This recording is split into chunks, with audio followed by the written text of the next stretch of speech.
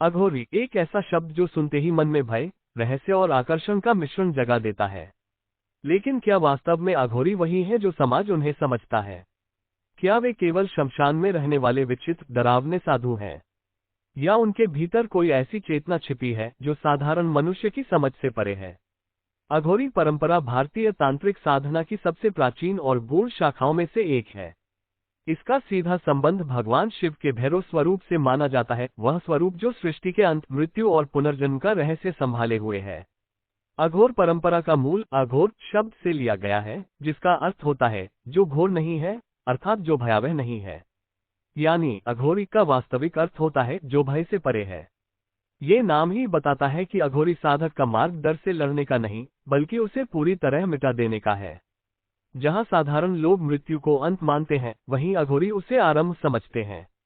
उनके लिए मृत्यु कोई शत्रु नहीं, बल्कि गुरु है, क्योंकि मृत्यु के माध्यम से ही व्यक्ति स्वयं को जान सकता है।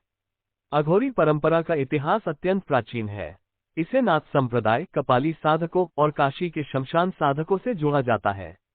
कहा जाता है कि जब भगवान शिव ने सृष्टि के संतुलन के लिए भैरव रूप धारण किया, तब उन्होंने अघोर तत्व की स्थापना की, जो ये सिखाता है कि सृष्टि में कुछ भी अशुद्ध नहीं है। हर वस्तु, हर अनुभव, हर भावना सब शिव के ही अंश हैं। अघोरी इसी सिद्धांत पर चलते हैं। वे मानते हैं कि अगर भगवान हर चीज में है, तो कुछ भी अपवित्र नहीं हो सकता, न शव, न मांस, न शराब, न भय, न वासना। सब कुछ केवल ऊर्जा है, और साधक का काम है उसे समझना और साध लेना।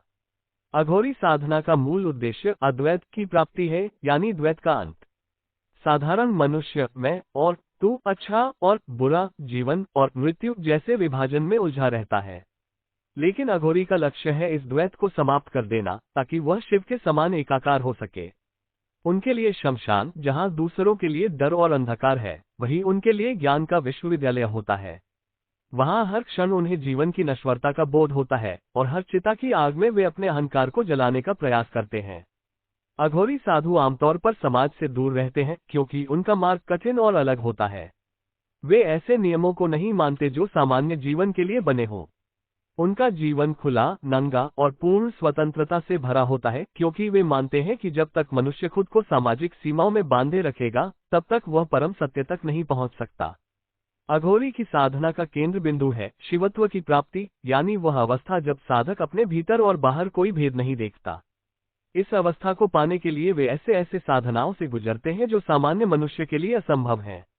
शमशान में बैठकर ध्यान लगाना, शव के पास साधना करना, मानव अस्थियों का प्रयोग करना, मांस या शराब का सेवन करना, ये सब उनके लिए आध्यात्मिक प्रयोग हैं, जिनके पीछे गहरी तांत्रिक अर्थ छाया होती है। वास्तव में अघोरी साधना एक मनोवैज्ञानिक और आध्यात्मिक प्रक्रिया है। अघोरी खुद को बार बार उन स्थितियों में डालता है जिनसे सामान्य मनुष्य भागता है, ताकि वह अपने भीतर के हर भय का सामना कर सके। जब व्यक्ति बार बार मृत्यु, भय और अंधकार से टकराता है, तो धीरे धीरे उसके भीतर एक बोध जन्म लेता है कि यह सब केवल मन का भ्रम है। वही क्षण अघोरी को मुक्त करता है। उनके लिए शिव का अर्थ केवल एक देवता नहीं, बल्कि एक अवस्था है, वह चेतना जो सब में व्याप्त है। अघोरी मानता है कि अगर वह हर वस्तु में शिव को देख सके, तो संसार का कोई भय, कोई पाप और कोई मोह उसे बांध नहीं सकता। इसलिए वह अपने भीतर और बाहर के हर अनुभव को स्वीकार करता है। वह वासना को दबाता नहीं, बल्कि समझता है। वह भय से भागता नहीं, बल्कि उससे पार कर जाता है। अघोरी परंपरा के गुरु बाबा कीनाराम को आधुनिक अघोरपंथ का संस्थापक माना जाता है। उनका जन्म 17वीं शताब्दी में हुआ था और वे काशी के प्रसिद्ध प्रेमकुंड आश्रम से जुड़े थे। कहा जाता है कि बाबा कीनाराम ने शिव के प्रत्यक्ष दर्शन किए और अघोर साधना के रहस्यों को समाज के हित में प्रस्तुत किया। उन्होंने ये सिखाया कि अघोर कोई डरावनी विद्या नहीं है, बल्कि यह ज्ञान और करुणा का मार्ग है। सच्चा अघोरी वही है जो हर जीव में शिव को देखता है, चाहे वह अमीर हो या गरीब, सुंदर हो या कुरूप, जीवित हो या मृत। अघोरी दर्शन का एक अद्भुत पहलू ये भी है कि वे संसार को त्यागने की बात नहीं करते, बल्कि स्वीकार करने की बात करते हैं। वे मानते हैं कि जब तक मनुष्य किसी चीज को बुरा मानता है, तब तक वह उससे जुड़ा रहता है। लेकिन जब वह उसे पूर्ण रूप से स्वीकार कर लेता है, तब वह उससे मुक्त हो जाता है। इसलिए अघोरी सब कुछ स्वीकार करते हैं, सुख और दुख, जन्म और मृत्यु, पाप और पुण्य, सब एक ही ब्रह्म के रूप में। कह सकते हैं कि अघोरी जीवन के उस चरम सत्य की खोज में निकलते हैं, जहां कुछ भी शेष नहीं रहता, न भय, न अहंकार, न इच्छा, केवल शून्य, और वही शून्य उनके लिए शिव है। अघोरी साधना का मार्ग वह है जहाँ भय की कोई जगह नहीं होती। ये वह राह है जो मनुष्य को उसकी सबसे गहरी सीमाओं तक ले जाती है, वहाँ जहाँ आत्मा और मृत्यु एक दूसरे से मिलती है। अघोरी का शमशान में रहना कोई पागलपन नहीं, बल्कि एक गहरी आध्यात्मिक प्रक्रिया है, क्योंकि शमशान ही वह स्थान है जहाँ जीवन का सबसे नग्न सत्य दिखाई देता है। वहाँ न कोई दिखावा है, न कोई झूठा सम्मान, बस राख, हड्डियां और मौन। अघोरी वहीं जाकर ध्यान करते हैं, क्योंकि वहीं उन्हें यह एहसास होता है कि सब कुछ नश्वर है। वही अनुभूति उनके भीतर वह अग्नि जलाती है जो उन्हें सांसारिक मोह से मुक्त करती है। शमशान साधना अघोरी परंपरा की सबसे कठिन साधना मानी जाती है। साधक रात के समय चिताओं के बीच बैठकर ध्यान लगाता है। कभी वह जली हुई चिता की राख अपने शरीर पर मल लेता है, ताकि उसे यह अनुभव हो सके कि शरीर भी अंततः राख में बदल जाएगा। वह शव के पास बैठता है, उसकी आंखों में झांकता है, और उसी क्षण उसे यह एहसास होता है कि मैं भी एक दिन यही होने वाला हूँ। यह विचार भयावह नहीं, बल्कि मुक्तिदायक है, क्योंकि जब मृत्यु का डर मिट जाता है तब जीवन का असली स्वाद आता है। अघोरी का मानना है कि जो मृत्यु से डरता है वह जीवन को नहीं जान सकता, इसलिए वे मृत्यु को गुरु मानते हैं। अघोरी साधना का एक प्रसिद्ध लेकिन गलत समझा गया हिस्सा है शव साधना। लोग इसे काला जादू समझ लेते हैं, जबकि इसका गहरा आध्यात्मिक अर्थ है। शव साधना में अघोरी शव के पास बैठकर या कभी कभी शव पर बैठकर ध्यान करता है। ये प्रतीक है शरीर की नश्वरता और आत्मा की स्थिरता का। जब साधक शव के पास बैठता है तो वह जीवन और मृत्यु दोनों को एक साथ देखता है, और उसी क्षण वह द्वैत से मुक्त होने की दिशा में बढ़ता है। शव साधना के दौरान अघोरी को पूर्ण मौन रखना पड़ता है, क्योंकि स्लाइटेस्ट डिस्ट्रैक्शन उसकी साधना को तोड़ सकता है। ये साधना तंत्र शास्त्र में अघोर की दीक्षा मानी जाती है, जहाँ साधक की चेतना भौतिक सीमाओं से ऊपर उठकर शिव चेतना में प्रवेश करती है। तंत्र शब्द का अर्थ है व्यवस्था या विस्तार। अघोरी तंत्र को जीवन का विज्ञान मानते हैं। उनके अनुसार ब्रह्मांड में हर चीज एक ऊर्जा है, चाहे वह प्रेम हो या भय, क्रोध हो या करुणा। साधक का काम है इन ऊर्जाओं को समझना और उन्हें नियंत्रित करना। इसीलिए अघोरी हर प्रकार की ऊर्जा से प्रयोग करते हैं। वे कभी शराब का उपयोग करते हैं, कभी मांस का, कभी अस्थियों का, परंतु ये सब प्रतीकात्मक है। वे इन वस्तुओं के माध्यम से यह सिद्ध करना चाहते हैं कि किसी चीज में अपवित्रता नहीं, अपवित्रता केवल मन में है। अघोरी के लिए शिव का अर्थ है शुद्ध चेतना, और जब वह यह अनुभव कर लेता है कि सब कुछ उसी चेतना का विस्तार है, तो उसके लिए कोई पाप या पुण्य नहीं बचता। तंत्र शास्त्र में पंचमकार साधना का उल्लेख मिलता है: मद्य, शराब, मांस, मत्स्य, मछली, मुद्रा, भोजन या अनाज और मैथुन, संभोग। अघोरी इनका प्रयोग प्रतीक के रूप में करते हैं। इनका उद्देश्य भोग नहीं, बल्कि वैराग्य के माध्यम से भोग का अतिक्रमण है। जब साधक इन चीजों को साधना का हिस्सा बनाता है, तो वह मन में ये परिवर्तन लाता है कि कुछ भी निषिद्ध नहीं है, सब ऊर्जा का रूप है। ये वही मानसिक अवस्था है जहां भय और वर्जना समाप्त हो जाती है और साधक पूरी तरह स्वतंत्र हो जाता है।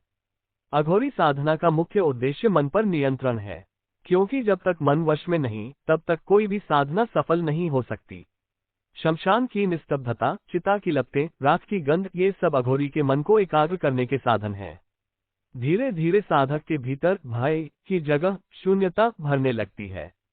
उस अवस्था में वह समझता है कि मृत्यु भी एक भ्रम है, शरीर खत्म होता है लेकिन चेतना नहीं। यही अनुभव अघोरी को अमृतत्व की अनुभूति देता है, जहां मृत्यु भी अर्थहीन हो जाती है। अघोरी अपने अनुष्ठानों में मानव खोपड़ियों कपाल का प्रयोग करते हैं। ये कपाल उनके लिए ज्ञान के पात्र का प्रतीक होता है। वे उसी में जल पीते हैं, प्रसाद लेते हैं या तंत्रिक प्रयोग करते हैं।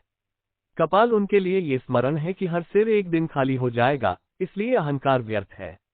वे धूनी रमाते हैं, चिता की राख अपने शरीर पर मलते हैं और भैरव या काली का ध्यान करते हैं। इन अनुष्ठानों में बाहरी रूप से डरावना तत्व हो सकता है, लेकिन उनका उद्देश्य हमेशा आत्मज्ञान ही होता है। अघोरी साधना प्रकृति के 5 तत्वों पृथ्वी, जल, अग्नि, वायु और आकाश के संतुलन पर आधारित होती है। शमशान में साधना करने से उसे अग्नि और पृथ्वी तत्व का साक्षात्कार होता है। ध्यान के दौरान वायु और आकाश तत्व की अनुभूति होती है। अंत में जब साधक ध्यान में विलीन हो जाता है तो वह जल तत्व की तरलता में खुद को खो देता है। यही पांचों तत्व मिलकर अघोरी के भीतर पंचमहाभूत समरसता का निर्माण करते हैं, जहां साधक ब्रह्मांड के साथ एक हो जाता है। आधुनिक विज्ञान धीरे धीरे यह मानने लगा है कि ब्रह्मांड में सब कुछ ऊर्जा है। ये वही बात है जो अघोरी हजारों साल से कहते आ रहे हैं। उनकी साधनाएं, मंत्र और ध्यान तकनीक ये सब ऊर्जा के स्तर पर काम करती हैं। उदाहरण के लिए, जब अघोरी भैरव मंत्र का जाप करते हैं तो वह ध्वनि उनके शरीर के सूक्ष्म ऊर्जा केंद्रों चक्रों को सक्रिय करती है। ये वैज्ञानिक रूप से वाइब्रेशनल हीलिंग के समान है। अघोरी तंत्र कोई जादू नहीं, बल्कि साइको स्पिरिचुअल साइंस है जो मन, शरीर और ब्रह्मांड की एकता को अनुभव करने का मार्ग है। इस प्रकार अघोरी साधना मृत्यु और भय से नहीं, बल्कि सत्य और स्वतंत्रता की खोज से जुड़ी है। वह साधक जो सब सीमाएं तोड़ देता है, जो पवित्र और अपवित्र के भेद को मिटा देता है, वही अघोरी कहलाता है, क्योंकि वह अब घोर नहीं रहा। अघोरी का जीवन आम इंसान से बिल्कुल अलग होता है। जहां हम सभी समाज की सीमाओं, नियमों और मान्यताओं के भीतर बंधे रहते हैं, वहीं अघोरी उन सभी बंधनों को तोड़ देता है। वह न किसी धर्म की औपचारिकता मानता है, न किसी समाज की अपेक्षाएं। उसके लिए हर क्षण, हर स्थान, हर व्यक्ति और हर वस्तु शिव का ही रूप है। अघोरी का दिन किसी साधारण सन्यासी की तरह मंत्रोच्चारण से नहीं, बल्कि शिवत्व के अनुभव से शुरू होता है। वे प्रातःकाल या रात्रि के अंतिम पहर में ध्यान करते हैं, भैरव या काली का जाप करते हैं और राख से अपने शरीर को ढक लेते हैं। ये राख केवल चिता की नहीं होती, ये मृत्यु की स्वीकृति का प्रतीक होती है। अघोरी के लिए ये शरीर केवल एक अस्थायी वस्त्र है, इसलिए वह इसे सुंदर बनाने या सजाने की परवाह नहीं करता। वह नग्न या बहुत साधारण वस्त्र पहनता है ताकि कोई भी वस्तु उसे शरीर की पहचान से बांध न सके। उनका भोजन भी साधारण नहीं होता। वे अक्सर जो कुछ मिल जाए वही खाते हैं। भिक्षा में मिला अन्न या कभी कभी शमशान में छोड़ा गया प्रसाद उनके लिए सब शिव का ही प्रसाद है। कई बार वे शव के पास बैठकर भोजन करते हैं ताकि उन्हें ये स्मरण रहे कि जीवन और मृत्यु में कोई अंतर नहीं। यह उनके भीतर एक स्थायी वैराग्य और निर्भयता उत्पन्न करता है। अघोरी साधु समाज से दूरी बनाए रखते हैं क्योंकि समाज उन्हें समझ नहीं पाता। उनका रहन सहन, भाषा और व्यवहार साधारण मनुष्य की समझ से परे होता है। जहां समाज मृत्यु से भागता है, वहां अघोरी मृत्यु के साथ जीता है। जहां लोग पवित्रता के नाम पर सीमाएं बनाते हैं, वहां अघोरी उन सीमाओं को तोड़ता है। इसलिए बहुत से लोग उन्हें डरावना या पागल समझ लेते हैं, लेकिन वास्तव में अघोरी का पागलपन केवल बाहरी है। अंदर से वह अत्यंत स्थिर, गहरा और जागरूक होता है। वह जानता है कि जो दिखता है वही सत्य नहीं, इसलिए वह दिखावे की परवाह नहीं करता। वाराणसी काशी अघोरियों का सबसे बड़ा केंद्र है। यहाँ मणिकर्णिका घाट और हरिश्चंद्र घाट जैसे स्थान अघोरी साधकों के मुख्य तपस्थल हैं। यहाँ अक्सर रात के समय धूनी रमाते हुए, राख से लिपटे हुए और मंत्र जप करते हुए अघोरी साधु दिखाई देते हैं। उनकी उपस्थिति ही रहस्यमय होती है, जैसे वे किसी और लोक से आए हों। काशी का प्रसिद्ध क्रीमकुंड आश्रम, जिसे बाबा कीनाराम जी ने स्थापित किया था, आज भी अघोर साधना का केंद्र है। यहाँ देश विदेश से लोग आते हैं, कुछ भय से, कुछ जिज्ञासा से और कुछ आत्मज्ञान की तलाश में। बाबा कीनाराम को अघोरी परंपरा का पुनर्जागरण करता माना जाता है। उन्होंने ये स्पष्ट किया कि अघोर मार्ग कोई अंधकार में तंत्र नहीं, बल्कि यह शिव की करुणा का मार्ग है। उन्होंने कहा था, अघोर वह है जहाँ किसी से घृणा नहीं, जहाँ सब शिव है वहाँ पाप और पुण्य का कोई अर्थ नहीं। उनकी शिक्षाएं आज भी अघोरी जीवन की रीढ़ हैं। बाबा कीनाराम ने समाज को ये सिखाया कि सच्चा अघोरी वह नहीं जो केवल शमशान में रहे, बल्कि वह जो हर परिस्थिति में शिवत्व की दृष्टि बनाए रखे। अघोरी का सबसे बड़ा उद्देश्य है भय का अंत। वे अपने भीतर के हर डर से टकराते हैं, अंधकार का डर, अकेलेपन का डर, मृत्यु का डर और सामाजिक अस्वीकृति का डर। धीरे धीरे वे इन सभी भय से ऊपर उठ जाते हैं। जब साधक को यह एहसास हो जाता है कि मैं केवल ये शरीर नहीं, बल्कि चेतना हूँ, तब उसके लिए कोई भय नहीं बचता। वह जीवन को वैसे ही स्वीकार करता है जैसे मृत्यु को, बिना किसी शिकायत या अपेक्षा के। आज के समय में अघोरी बहुत कम संख्या में हैं, लेकिन वे अब भी अस्तित्व में हैं। काशी, गंगा के तट, गिरनार और हिमालय के कुछ अज्ञात स्थानों पर आज भी अघोरी साधक साधना में लीन हैं।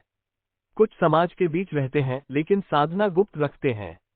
वे आधुनिक सभ्यता से दूर हैं, लेकिन ज्ञान में अत्यंत प्राचीन। उनमें से कई साधु समाज की सेवा भी करते हैं, रोगियों को ठीक करते हैं, गरीबों को भोजन कराते हैं या निस्वार्थ भाव से दूसरों के दुख बांटते हैं। अघोरी दर्शन कहता है कि सच्ची करुणा तब आती है जब हम सबको समान देखें, न कोई नीच न ऊंच। इसलिए सच्चा अघोरी वह है जो सबसे अधिक दयालु होता है, क्योंकि उसके लिए सब शिव है। अघोरी मृत्यु को अंत नहीं बल्कि एक उत्सव मानते हैं। उनके लिए चिता की लपटें कोई दुख नहीं बल्कि आत्मा की यात्रा का नया आरंभ है। जब किसी की चिता जलती है तो अघोरी उस क्षण ध्यान में बैठ जाता है, क्योंकि उसे लगता है कि आत्मा अब एक और रूप में शिव से मिलने जा रही है। वह उस अग्नि को प्रणाम करता है और खुद में ये भावना जगाता है कि एक दिन उसे भी इसी मार्ग से गुजरना है। इसलिए अघोरी कभी मृत्यु से दुखी नहीं होते, वे उसके साथ मित्रता करते हैं। उनकी यह मानसिक स्थिति ही उन्हें साधारण मनुष्यों से अलग बनाती है। अघोरी के बारे में समाज में कई भ्रांतियां हैं। लोग सोचते हैं कि वे काला जादू करते हैं, मानव मांस खाते हैं या दूसरों को श्राप देते हैं। सच्चाई यह है कि यह सब बाहरी मिथक है। कुछ असाधारण साधक तंत्रिक प्रयोगों में ऐसे प्रतीकात्मक कर्म करते हैं, लेकिन उनका उद्देश्य किसी को नुकसान पहुंचाना नहीं होता। वे केवल वर्जनाओं को तोड़ना और स्वयं के भय को नष्ट करना चाहते हैं। अघोरी के लिए सबसे बड़ा शत्रु अहंकार है, इसलिए वह खुद को समाज के सबसे निचले स्तर पर रखता है ताकि अहंकार का नामोनिशान मिट जाए। वह कहता है, जो गंदगी में शिव देख सके वही सच्चा अघोरी है। अगर हम आधुनिक मनोविज्ञान या विज्ञान की दृष्टि से देखें तो अघोरी साधना मानव मन की सीमा तोड़ने की प्रक्रिया है। जब कोई व्यक्ति अपने सबसे बड़े डर का सामना करता है तो उसका मस्तिष्क एक नए स्तर की जागरूकता को प्राप्त करता है। अघोरी यही करते हैं, वे बार बार मृत्यु, भय और अंधकार से गुजरते हैं जब तक कि उनका मन पूरी तरह मुक्त न हो जाए। वह अवस्था जिसमें भय, मोह और दुख का कोई असर नहीं रहता, वही अघोर अवस्था है। अघोरी का जीवन हमें ये सिखाता है कि पवित्रता किसी मंदिर में नहीं बल्कि हमारी दृष्टि में होती है। जिसने हर वस्तु में शिव को देख लिया, जिसने जीवन और मृत्यु दोनों को एक समान स्वीकार कर लिया, वही अघोरी है, वही मुक्त है। अघोरी की साधना का अंतिम उद्देश्य केवल शक्ति या ज्ञान प्राप्त करना नहीं है। उसका असली लक्ष्य है शिव से एकत्व। शिव यानी वह अनंत चेतना जो सृष्टि के हर कण में व्याप्त है। अघोरी उसी चेतना को प्रत्यक्ष अनुभव करना चाहता है, उसी में विलीन हो जाना चाहता है। जहाँ साधारण मनुष्य शिव को किसी मंदिर की मूर्ति में खोजता है, वहीं अघोरी उसे हर जगह देखता है, शव में, शमशान में, धूल में और यहाँ तक कि अपने भीतर भी। उसके लिए शिव कोई देवता नहीं बल्कि स्थिति है, एक ऐसी अवस्था जहाँ कोई भय, इच्छा या द्वैत नहीं बचता। अघोरी जब अपने साधना पथ पर आगे बढ़ता है तो धीरे धीरे उसके भीतर यह बोध पैदा होता है कि संसार में कुछ भी अलग नहीं है। जीवन और मृत्यु, सुख और दुख, प्रेम और भय, ये सब एक ही ऊर्जा के दो रूप हैं। वह समझता है कि अगर कोई व्यक्ति केवल सुख चाहता है और दुख से भागता है तो वह कभी पूर्ण नहीं हो सकता। पूर्णता तभी आती है जब हम दोनों को समान भाव से स्वीकार कर लें। अघोरी के दर्शन का सार यही है, जो सबको एक समान देखे वही सच्चा शिव भक्त है। इसलिए अघोरी न किसी से घृणा करता है, न किसी से आसक्ति। वह जानता है कि जो दिख रहा है वह केवल माया है। सच्चा अस्तित्व तो उस माया के पीछे है, वही ब्रह्म, वही शिव। अघोरी की साधना अंततः उसे शून्यता की अवस्था में ले जाती है। ये शून्यता किसी खालीपन की नहीं बल्कि पूर्णता की होती है, जहाँ सब कुछ समाहित है लेकिन कोई भी अलग नहीं। वह अवस्था जहाँ मैं और तू का अंतर मिट जाता है, जहाँ केवल ये है बचता है। अघोरी इस शून्य को महाशिव कहते हैं। जब साधक इस अवस्था में पहुंचता है तो वह न जीवन चाहता है न मृत्यु से डरता है। उसके लिए हर श्वास शिव है, हर शून्यता भैरव है। वह सदा समाधि में रहता है, चाहे आंखें खुली हो या बंद। अघोरी ध्यान में केवल बैठता नहीं बल्कि अपने भीतर की समूची सत्ता को भंग कर देता है। वह शरीर, मन और आत्मा के बीच की दीवारें गिरा देता है। उसके लिए अब कोई अलग अनुभव नहीं बचता, सब एक रस हो जाता है। ये वही अवस्था है जिसे शास्त्रों में सहज समाधि कहा गया है। इसमें साधक न सोता है न जागता है, वह बस अस्तित्व बन जाता है। कहा जाता है कि उस क्षण अघोरी के भीतर से एक अनोखी शांति प्रकट होती है, एक ऐसी शांति जो भय, पीड़ा और मृत्यु से परे है। यही वह क्षण है जब वह अघोर बन जाता है, अर्थात जो किसी भी घोरता में भी शांत है। अघोरी के लिए भैरव और काली केवल पूजनीय देवता नहीं बल्कि चेतना के दो पहलू हैं। भैरव ऊर्जा का वह रूप है जो सीमाएं तोड़ता है और काली वह शक्ति है जो सभी सीमाओं को निगल जाती है। अघोरी जब इन दोनों की साधना करता है तो वह अपने भीतर के भय और आसक्ति को जला देता है। भैरव उसके भीतर के पुरुष तत्व को जगाते हैं और काली उसके भीतर की शक्ति को जागृत करती है। जब ये दोनों एक हो जाते हैं तो साधक के भीतर पूर्णता जन्म लेती है। ये वही अवस्था है जिसे अघोर समाधि कहा जाता है। जहां भोग और त्याग दोनों समाप्त हो जाते हैं और केवल शिव शेष रहते हैं। अघोरी के लिए मृत्यु केवल शरीर का परिवर्तन है। वह जानता है कि जो जन्मा है वो मरेगा, लेकिन जो साक्षी है वह न जन्म लेता है न मरता है। उस साक्षी का नाम ही आत्मा है और वही आत्मा शिव है। इसलिए अघोरी मृत्यु को शोक नहीं मानता, बल्कि उससे परिवर्तन का पर्व मानता है। वह मृत्यु का उत्सव मनाता है क्योंकि वह जानता है कि आत्मा अब एक और यात्रा पर निकल गई है। इसलिए जब किसी की चिता जलती है तो अघोरी उसकी ओर निहारते हुए कहता है, जो आया वह गया, जो गया वह फिर आएगा, पर जो देख रहा है वह सदा है। अघोरी दर्शन हमें ये सिखाता है कि जीवन को किसी डर या वर्जना में नहीं, बल्कि पूरी स्वीकार्यता में जीना चाहिए। हम जितना कुछ अच्छा या बुरा मानते हैं उतना ही हम बंध जाते हैं। जब हम सब कुछ समान रूप से स्वीकार करते हैं तभी हम मुक्त होते हैं। अघोरी इसी स्वीकार्यता में जीता है, चाहे उसके पास कुछ हो या न हो, चाहे लोग उसकी निंदा करें या सम्मान दें, वह हर स्थिति में शांत रहता है। उसका मन बाहरी नहीं बल्कि आंतरिक होता है। अघोरी हमें यह नहीं सिखाता कि हमें भी शमशान में जाकर रहना चाहिए या राख मलनी चाहिए। वह हमें ये सिखाता है कि हमें अपने भीतर के शमशान को पहचानना चाहिए, जहां हर दिन हमारे विचार, इच्छाएं और अहंकार जलते हैं। जब हम भीतर से रिक्त हो जाते हैं तभी सच्चा ज्ञान जन्म लेता है। अघोरी का मार्ग कठिन है पर उसका संदेश सरल है। ग्रेटर देन जो कुछ भी है उसे पूर्ण रूप से स्वीकार करो, क्योंकि हर चीज शिव है, हर क्षण शिव है और तुम स्वयं भी शिव ही हो। आधुनिक विज्ञान भी अब उस सत्य की ओर बढ़ रहा है जिसे अघोरी हजारों साल पहले जान चुके थे। क्वांटम फिजिक्स कहती है कि ब्रह्मांड में सब कुछ ऊर्जा है और सब आपस में जुड़ा है। अघोरी भी यही कहता है, सब एक है, कोई अलग नहीं। विज्ञान जहां प्रयोगशाला में इस सत्य को खोज रहा है, अघोरी वही सत्य अपने भीतर खोजता है। जब विज्ञान और अध्यात्म दोनों एक ही बिंदु पर पहुंचते हैं तो वहां अघोर दर्शन की पूर्णता दिखाई देती है। अंतिम सत्य, मैं ही शिव हूँ। अघोरी साधना का अंतिम परिणाम यही है, अहम ब्रह्मास्मि, यानी मैं ही ब्रह्म हूँ। यह कोई अहंकार नहीं बल्कि वह बोध है जहां साधक को यह अनुभव होता है कि ग्रेटर देन, मैं शरीर नहीं, मैं आत्मा हूँ। मैं सीमित नहीं, मैं अनंत हूँ। मैं शिव का अंश नहीं, मैं स्वयं शिव हूँ। यह अनुभूति ही अघोर अवस्था है। वहां कोई भेद नहीं, कोई डर नहीं, कोई दुख नहीं।